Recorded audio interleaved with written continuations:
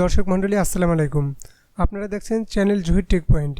आजकेर भिडियोते आमरा शिखब Microsoft ward बा एक्सेले जारा सचराचर प्रतिनियत काज करे थाकेन, काज करार मध्य हठात् करे विद्युत चले जाए। तो विद्युत चले जाओयार कारणे आपनारा जे काजटा करेছেন সেই काजटा सेव থাকে না। विद्युत आसार परे যখন আপনারা ফাইলটি ওপেন করেন তখন দেখেন যে আপনারা যে কাজগুলো করেছিলেন সেই কাজগুলো সবগুলোই মুছে গেছে, ডিলিট হয়ে গেছে, কিছুই সেভ নেই। তো আজকের ভিডিওতে আমরা শিখব কোন সেটিংয়ের মাধ্যমে আপনারা বিদ্যুৎ চলে গেলেও আপনাদের লেখাগুলো সেভ থাকবে। তো চলুন বন্ধুরা সেটা আমরা দেখে আসি। প্রথমেই আপনারা মাইক্রোসফট ওয়ার্ডে চলে যাবেন। আমি আসলে ওয়ার্ড ফাইলটা ওপেন করি।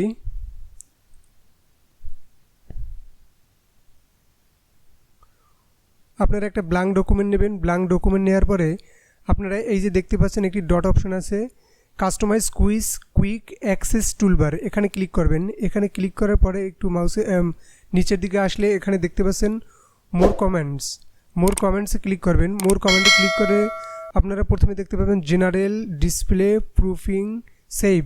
আপনারা এই সেভ অপশনটা ক্লিক করবেন। এখানে সেভ অপশনে ক্লিক করলে আপনারা দেখতে পাচ্ছেন save file in this format Microsoft Word document, save auto recovery information every 30 minutes. এটা দিয়ে বোঝাচ্ছে যে আপনি যে লেখাগুলো লিখবেন সেই লেখাগুলো 30 মিনিট পরে সেভ হবে।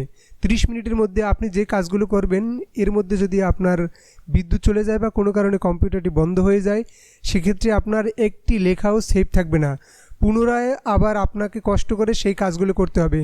তো আমরা যেখানে 30 মিনিট দেওয়া আছে এখানে আমরা 1 মিনিট করে দেব।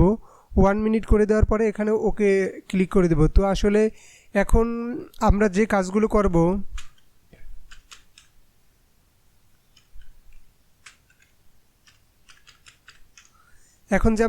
করব এই লেখাগুলো আমাদের 1 মিনিট পর পর, অর্থাৎ 1 মিনিট পর পর আমাদের এই লেখাগুলো সেভ হবে। তো এভাবেই আপনারা যারা এক্সেলে কাজ করেন আপনারা এক্সেল ফাইলটি ওপেন করবেন। এখানে একটি ব্ল্যাঙ্ক ডকুমেন্ট নেবেন, ব্ল্যাঙ্ক ওয়ার্ডবুক নিয়ে আপনারা এই যে অপশনটি দেখতে পাচ্ছেন এখানে ক্লিক করবেন। এখানে ক্লিক করার পরে মোর কমেন্টস আছে, মোর কমেন্টে গিয়ে আপনারা যে সেভ অপশনটি দেখতে পাচ্ছেন এখানে ক্লিক করবেন। এখানে ক্লিক করার পরে বন্ধুরা আপনারা দেখতে পাচ্ছেন save auto recover information every 30 minutes, অর্থাৎ আপনি যে কাজগুলো করবেন সেটা 30 মিনিট পরে সেভ হবে। অর্থাৎ 30 মিনিটের মধ্যে যদি আপনার বিদ্যুৎ চলে যায় বা কোনো কারণে যদি আপনার কম্পিউটারটি বন্ধ হয়ে যায় তাহলে আপনি 30 মিনিটের মধ্যে যে কাজগুলো করেছিলেন সেই কাজগুলো আপনার সেভ থাকবে না।